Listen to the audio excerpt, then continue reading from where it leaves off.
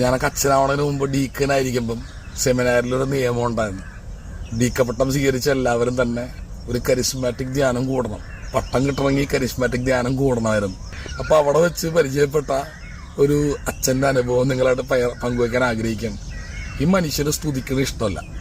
Charismatic പ്രാർത്ഥന അവിടെ നിർബന്ധിച്ച് വിട്ടതുകൊണ്ട് മാത്രം, പട്ടം കിട്ടാനായിട്ട് ഇത് നിർബന്ധമാണെന്ന് പറഞ്ഞുകൊണ്ട് മാത്രമാണ് ധ്യാനിക്കാൻ വന്നത്.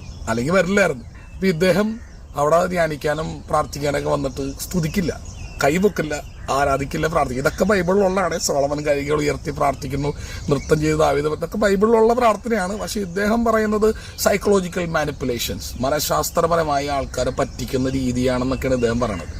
ഇതിൽ രസമെന്ന് വെച്ചാൽ ഇദ്ദേഹം കൗൺസിലിങ്ങിന് പോയത് അവിടെ ഏറ്റവും ഗിഫ്റ്റഡ് ആയിട്ടുള്ള സിസ്റ്ററിൻ്റെ അടുത്താണ്. ചെന്ന് കയറിയ ഉടനെയാണ് സിസ്റ്റർ ചോദിച്ചത്, അയ്യോ ഡീക്കന് സ്തുതിക്കാനൊന്നും ഇഷ്ടമല്ല അല്ലേ? വട്ട് സൈക്കോളജിക്കൽ മാനിപ്പുലേഷൻ